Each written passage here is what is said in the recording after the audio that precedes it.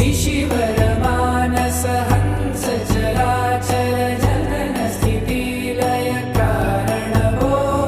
सांब सदा शिव शंभो शंकर शरणं मे तव चरणयुगम् अन्तःकरण विशुद्धिं भक्तिं च त्वयि सतिं प्रदेहि विभो सांब सदा शिव शंभो शंकर शरणं मे तव चरणयुगम्